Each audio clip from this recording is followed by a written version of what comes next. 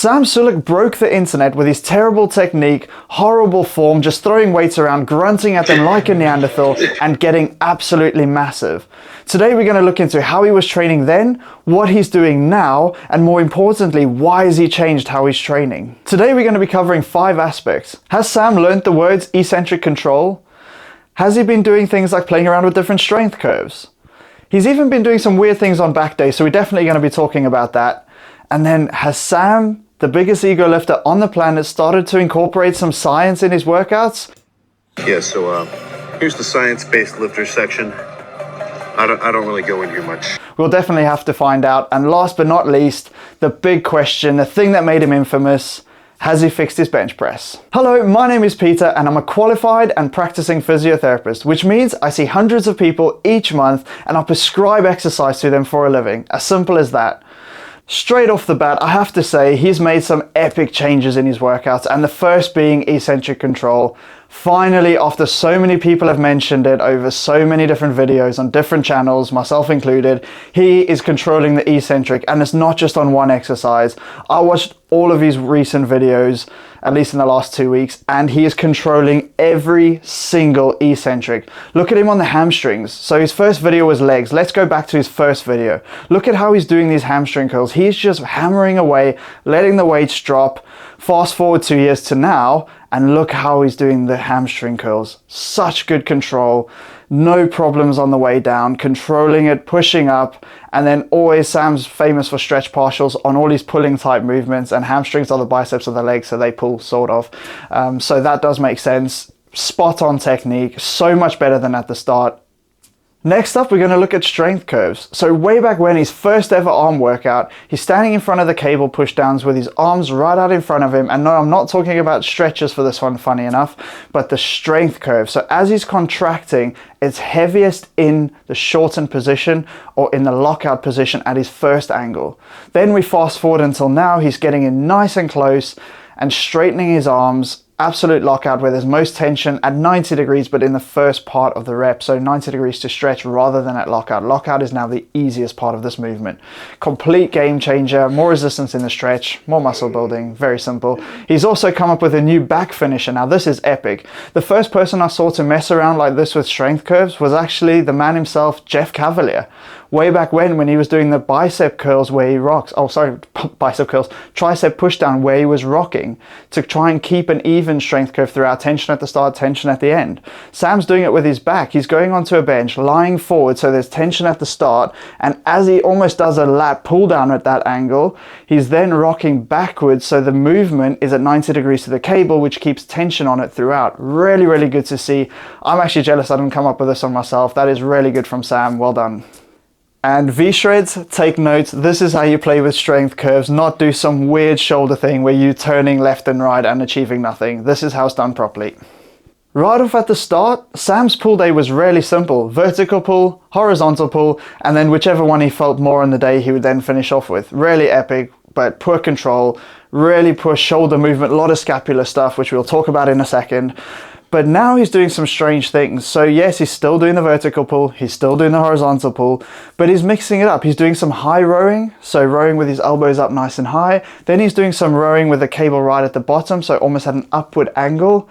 And then he's sort of mixing it up, playing around with different angles. Now, this is really, really good, and a lot of people should incorporate this. Maybe not to the degree at which Sam's doing, but if we look at the muscle fibers on the back, they fan out. So if we want to hit the back in full, we need to be pulling from all sorts of angles. And I'm actually really surprised to see this in Sam's training, because those are angles that you're not strong at, which you cannot ego lift at. So really surprised, but really glad he's doing them. So Sam, the world's biggest bro lifter, he's the definition of a bro, is using science. Would you believe it? Sam Sulek is using science, and no, not just for stretch partials, because he sort of made those take off really, but he's controlling the eccentric, his rep tempo is now spot on, and yes, he's doing stretch partials correctly, unlike Jeff Nippard does stretch partials, and I made a video on that, so if you haven't seen it, it'll be linked at the end of this one.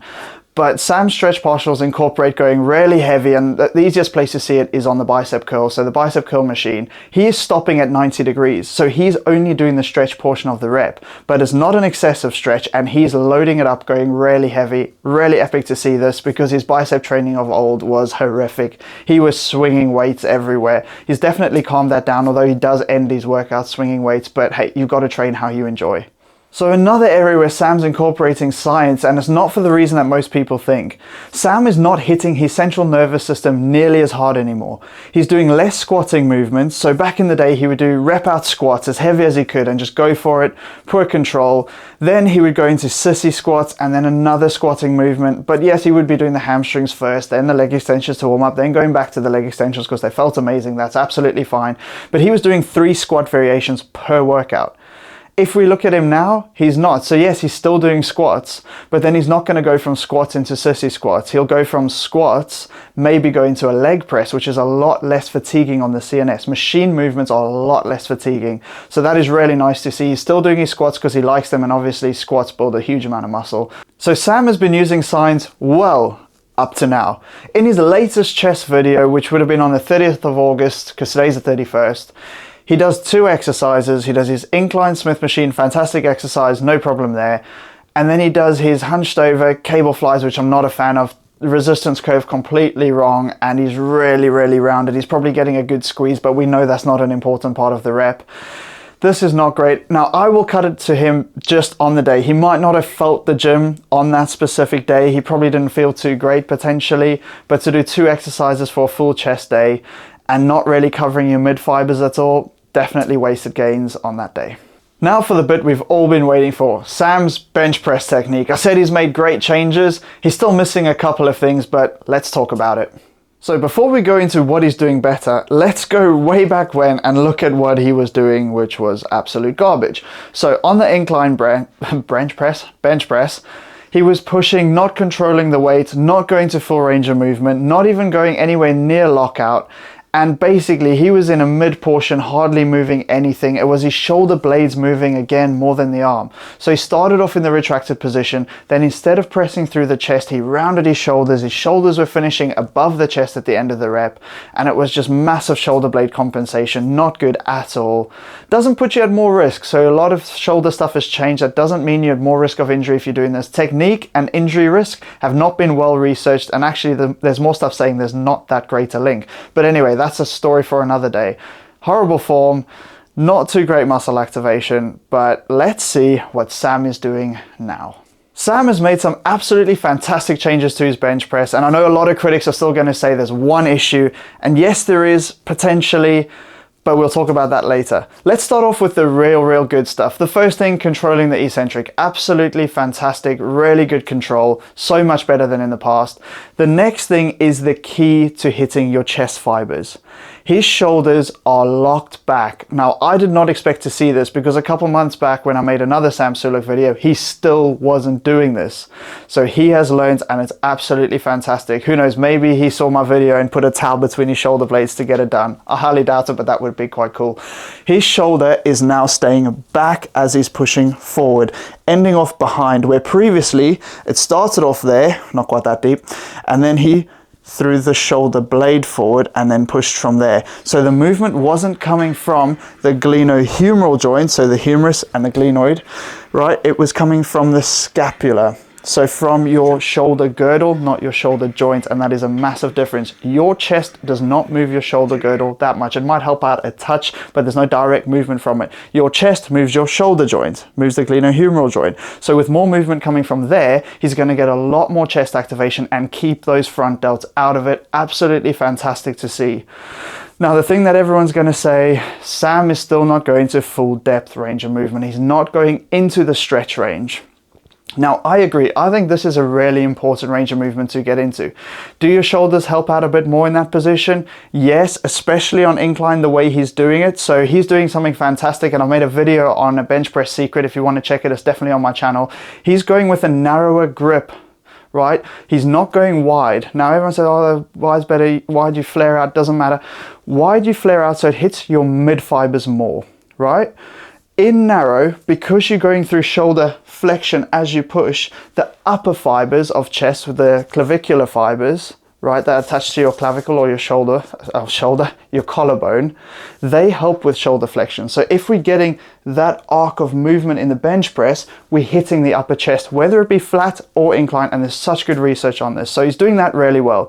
Where he's not going well is his depth. He's still stopping a couple inches before he reaches his sternum, before he pushes up. Now, the stretch range has been shown to be really important. However, none of the research is looking at a full stretch.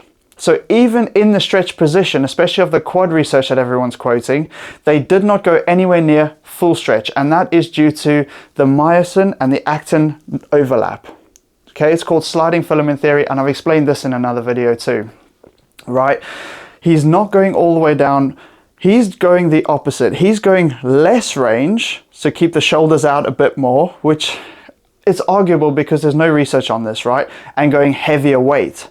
So you've got to toss up that balance. You've got to say, right, do I want to push an absolute ton of weight and not go 2 inches deeper? Or do I want to take the weight off and then go 2 inches deeper? Now I know what you're going to say. You're going to say, oh yeah, take the weight off, less risk of injury. My question is it? As we start going back and deeper, we could be putting more stress on the shoulder joint. Potentially. There's no evidence on this. But mechanics, when we go right to the stretch position, that's when the anterior delt actually gets a little bit of a stretch. So it does kick in. So maybe to keep the shoulders out, which he said is a problem, he might not be going as deep. Another way in which you can keep the shoulders out but hit the upper chest less is to go a bit wider, as I previously said.